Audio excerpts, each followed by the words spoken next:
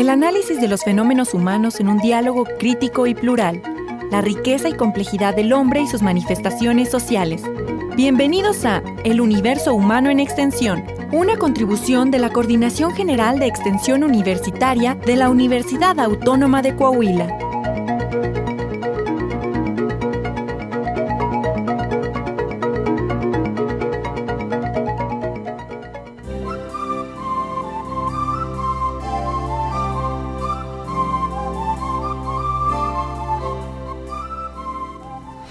Hola, ¿qué tal? Muy buenas tardes. Bienvenidos a su programa El Universo Humano en Extensión. Esta es una aportación de la Coordinación General de Extensión Universitaria de la Universidad Autónoma de Coahuila. Estamos todos los viernes de 2 a 3 de la tarde en el 104.1 de frecuencia modulada. Les saluda a su amigo Ernesto Duque Padilla.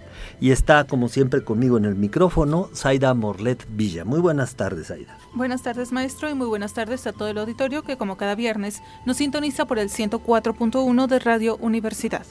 Bueno, pues como lo decimos en cada programa, en este espacio comentamos temas de interés y actualidad en la cultura. Ofrecemos nuestra opinión desde el punto de vista de las ciencias sociales. Y bueno, tenemos un tema de oportunidad. Van a ir descubriendo poco a poco por qué sí es oportuno que hablemos de este tema. Es de fútbol. Y bueno, se preguntarán qué hace el maestro Duque opinando de fútbol.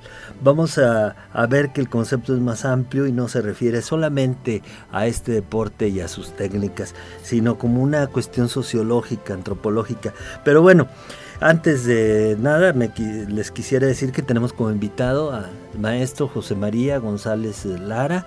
Él es maestro de la escuela, es profesor de la Facultad de Economía de nuestra universidad y coordinador general de extensión universitaria. Y muy buenas tardes, maestro. Gracias por la invitación, Zaira Morlet, el maestro Ernesto Duque, para un tema que parecería no de importancia, pero sí lo es si profundizamos en y las repercusiones que puede haber cuando observemos esta actividad deportiva de la humanidad. Vamos a titular a nuestro programa Cuando la revolución del fútbol fue total. Y es que justamente el maestro González Lara publicó recientemente en un diario de la localidad un artículo, un ensayo sobre este tema. En relación a que recientemente, que no fue el 24 de marzo, muy recientemente falleció el 24 de marzo del 2016. Johan Cruyff. Uh-huh. Y ese es nuestro tema. ¿Y por qué vamos a hablar de este personaje? Pues la verdad es que no debemos de dejar pasar por alto un acontecimiento histórico que revolucionó el fútbol y también la forma de ver el desarrollo de las estrategias y con eso hasta de los jugadores, ¿no? Bien, pues sí, mira, primero lo que podemos comentar, Zaira, maestro Duque, pues el fútbol es un fenómeno social. Uh-huh. Es el deporte más popular del mundo, ¿sí?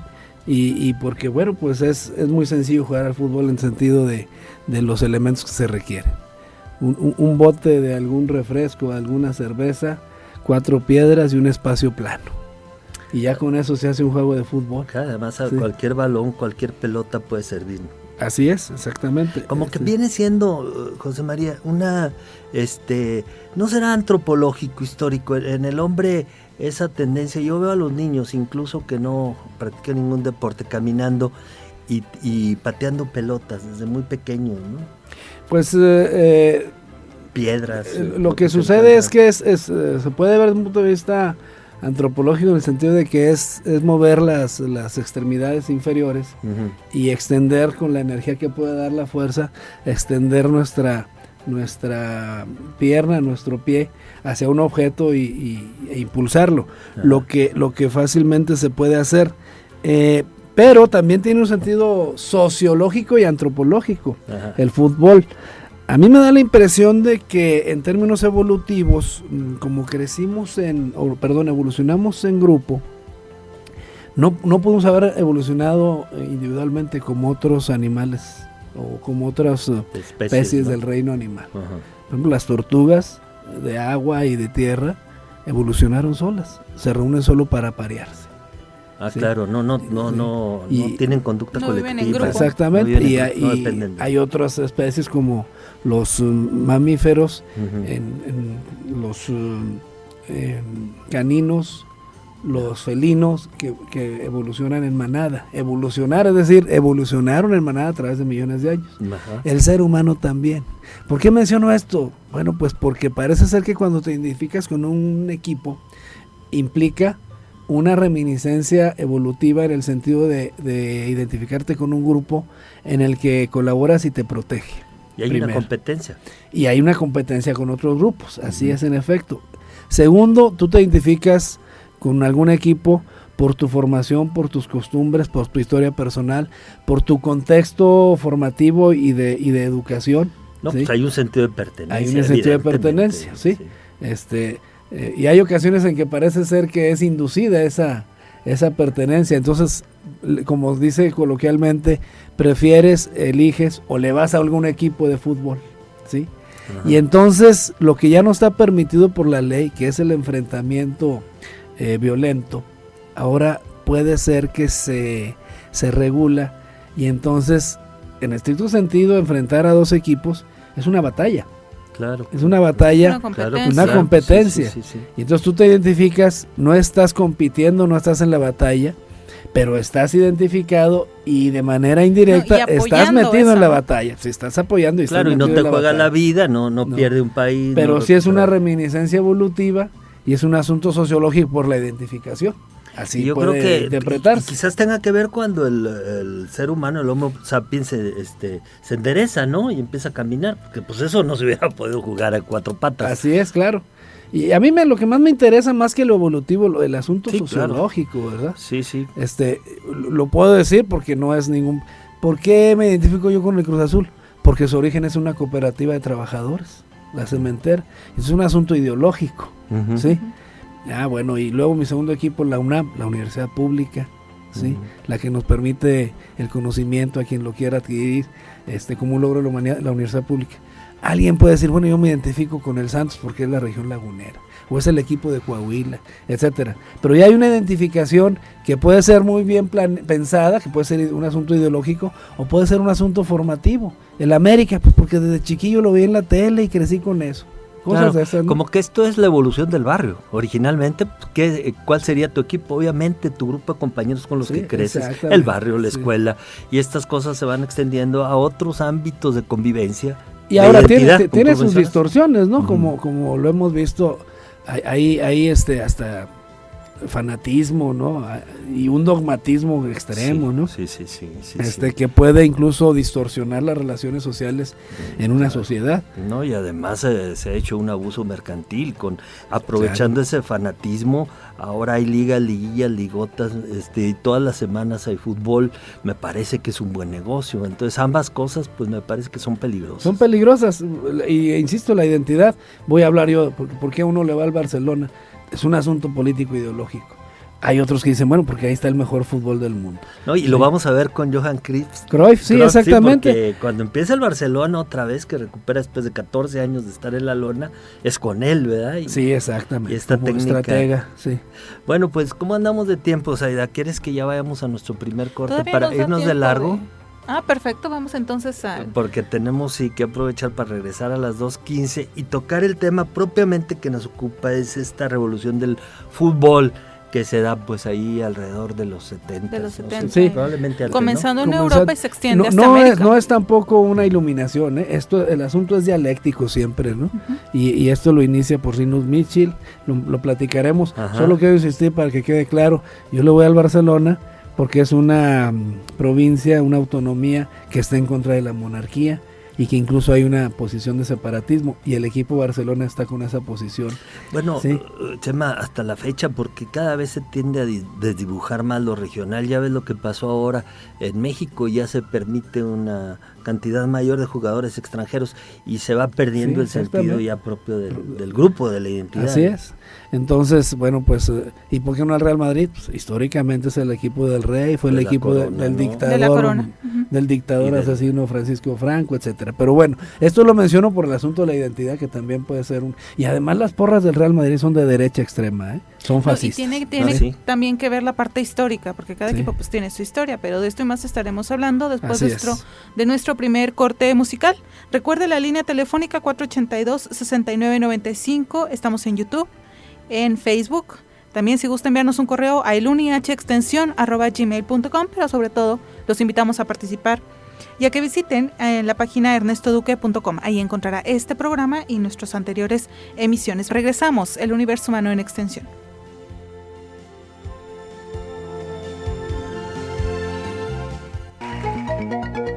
Estás escuchando El Universo Humano en Extensión. Continuamos.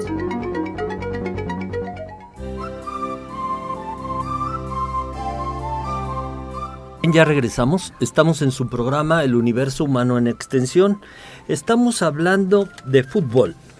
Titulamos a nuestro programa Cuando la revolución del fútbol fue total, porque tenemos como invitado a José María González Lara, sus amigos le decimos Chema.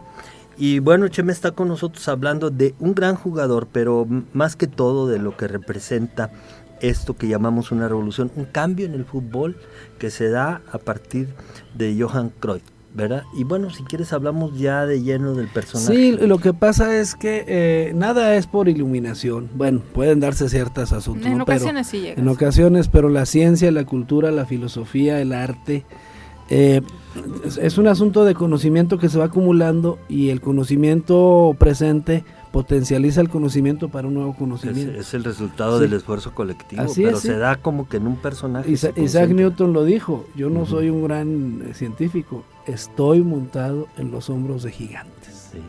Bueno, pues el fútbol también es así, miren ustedes, hasta antes de los holandeses en los 60s y principios de los 70s, el fútbol se jugaba en términos generales por posiciones. Generalmente 3 delanteros, que puedan ser 2, ¿verdad? 3 delanteros. ¿Quiénes son esos? Los que meten gol, los que saben meter gol, que tienen oportunidad de encontrar el balón, de llevarse a los defensas y meter gol. Más atrás, los medios, que tienen como función contener al que va avanzando y avanzar, y ahí hay una posición importante que es el que está en medio, que es el entregador y el que construye jugadas. Es el que remata generalmente. No, bueno, no, que despeja, que le más bien. empuja. No, Que le empuja. que coloca la pelota Ajá. para el delantero que puede meter gol. Ah, ok. Es decir, descubre cuando el delantero puede meter gol y se le entrega. Ese es el medio entregador. Okay. ¿Sí? Y hay los medios de contención y los medios defensivos. Y luego atrás están por lo general 3 defensas que detienen al delantero y las jugadas del ofensor, ¿verdad? Del otro equipo.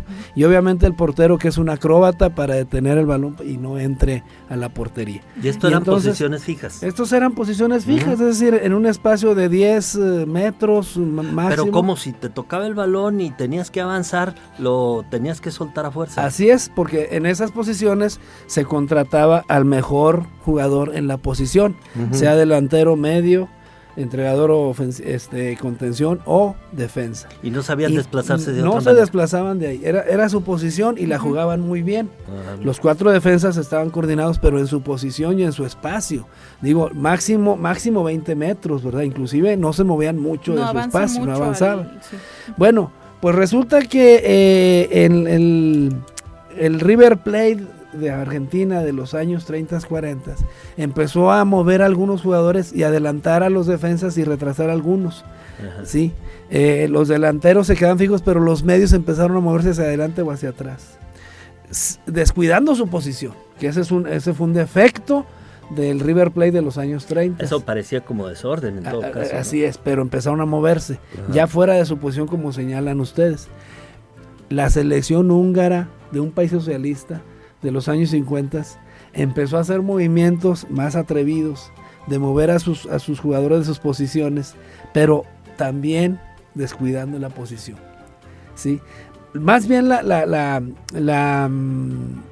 Hungría, que en el mundial precisamente, en el mundial de Alemania Federal de 1954, enfrentaron a la Alemania Federal, la Alemania capitalista, y es un juego muy polémico porque el árbitro le ayudó a Alemania a ganar. Quedaron 3-2 y la Hungría de Ferenc Puskás, de Zlatan Cibor, de Sándor Kocsis y de Nándor Hidekuti. ¿Esto en qué año? En los 50, el mundial fue en 1954, ganó Alemania 3-2 con ayuda del árbitro, eso es, ya no hay discusión. Pero esa selección de Hungría, ¿sí? le dio más espacio de esos de 10 a 20 metros a sus jugadores y amplió el espacio de extensión de juego de las posiciones, sobre todo de los medios y los delanteros. Los defensas no se movieron, ellos siguieron así. Bueno, esto lo vio Rinus Michel. Rinus Michel, el nombre completo es Marinus Jacobus Hendrikus Michels. Es el entrenador de Rinus. Él jugó en el Ajax, del Ajax, en el Ajax de Holanda. Ajá. Y luego fue entrenador del Ajax. Ajá. Y él vio estas posibilidades, sobre todo de la selección de Hungría de los años 50. Y entonces dijo, ¿por qué estamos tan fijos? ¿Por qué en el fútbol se juega tan fijo? Y entonces empezó a experimentar con los jugadores, que requería para estos jugadores una exigencia máxima como atletas de alto rendimiento. Requería primero una gran condición física para moverse. Claro, si vas a cambiar constantemente posición. Una gran posición. Pero además el dominio de las distintas posiciones. Una gran técnica individual para manejar el balón y poder esquivar a los contrarios. Ajá. Y una gran concentración. Eso es mucha exigencia para un deportista. Mucha exigencia. Pues así entrenó a los jugadores del Ajax, entre los que estaba un jovencito de 17 años. Él lo vio, Johan Cruyff, murió su padre, su mamá. Huérfano a los 14 años de ¿sí? padre. De padre. Su mamá era pues trabajaba con el empleada de limpieza en el club Ajax. Y el niño iba ahí con su mamá y jugaba pues ahí, entró a las fuerzas básicas.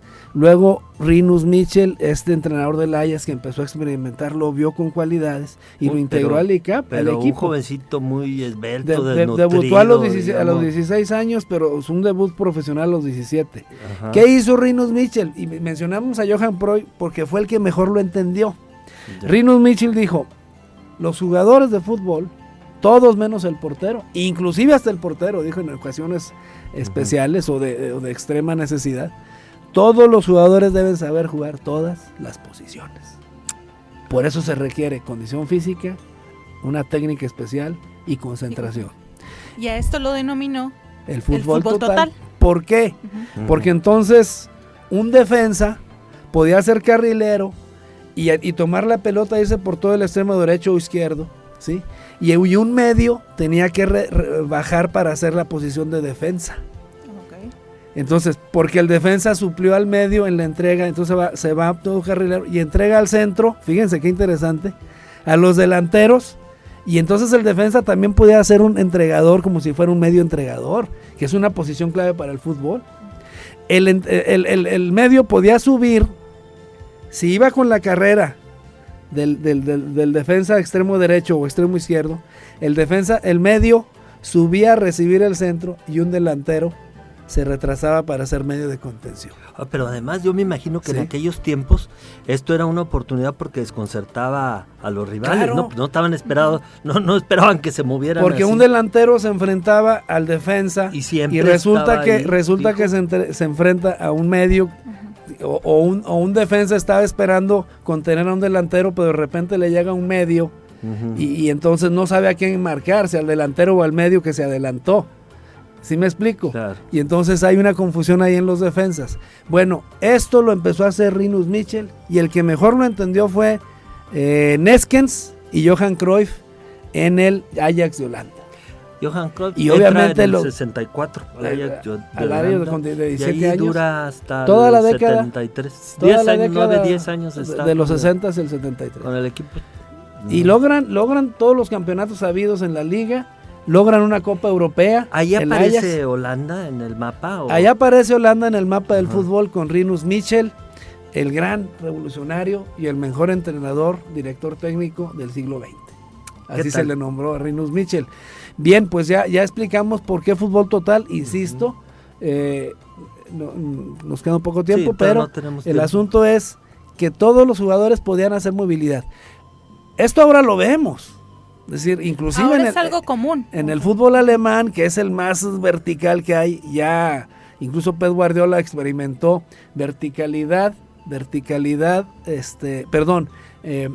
movilidad circular hasta la media cancha y a partir de la media cancha verticalidad con el Bayern Múnich y logró todo. Esto también lo manejaba, ¿no? Como ¿sí? la verticalidad contundente, ¿no? Sí, pero eso es un estilo sobre todo del fútbol alemán. Bueno, pues Pep Guardiola no logró la Champions League, pero sí lo aplicó, digamos que dos formas. Toque hasta la media cancha y la verticalidad a partir de la media cancha hacia adelante. El fútbol inglés es velocísimo. Es más veloz que el fútbol, el que conocemos, ¿verdad? Más veloz que el fútbol alemán.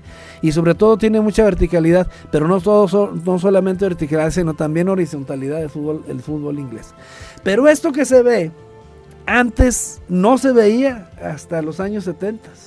Se veía desde los 30, 40, 50, ¿Qué 60. había antes? ¿Quién estaba dominando el mapa? Sobre todo Italia, Alemania y Brasil. Ya. ¿Sí? Antes de los 60. No, desde los 40. Desde los 30, Uruguay fue el que empezó a hacer buen fútbol, luego fue Brasil, luego Italia y luego Alemania, ¿sí? Pero era un fútbol, insisto, muy muy posicionado. El estilo de Italia es contener defensivo y contragolpe. Y les funcionó mucho tiempo, ¿sí? Con la llegada de esta revolución termina la época de Pelé. Precisamente digamos que el Brasil del campeonato del 70 en México, el mundial de Pelé, es digamos que el último equipo que juega con posiciones fijas. Entonces me dicen Brasil, sí, la característica del juego bonito de Brasil es el dribleo y el pase corto, ¿sí? Pero sin descuidar su posición. Claro. Cosa que Rinus Michel y Johan Cruyff hicieron con la naranja mecánica, que es la Holanda del Mundial de 74, que por cierto, y esto es un dato interesante, elimina a Brasil en semifinales, los elimina ganando 2-0 con goles de Johan Cruyff y Neskens. Bueno, pues ¿sí? Ese es nuestro personaje, Johan Cruyff, el el holandés volador, el tulipán de oro, el mago, el salvador, el flaco, el filósofo del gol. El filósofo del gol. Bueno, pues antes de ir al corte, como ustedes nos pueden indicar, pero insisto, el fútbol total es movimiento pleno de todos los jugadores. No se descuida la posición porque otro jugador la cubre cuando un jugador avanza o se retrasa y deja su posición para hacer la función del otro. Además, esto le da un sentido como de mucha ráfaga, de mucho más. Exacto, Lo vuelve demasiado atractivo a las masas. Muy, eso es muy movido. Otro ¿sí? punto que quisiera tocar. Hace atractivo el espectáculo del fútbol. Hace muy atractivo el fútbol y por ende también pues crea reglas, ¿no? También, o sea, se especifica en el sentido de que se reglamenta. Vamos a hablar de eso al regresar del corte, entonces vamos a nuestro corte de la media hora institucional.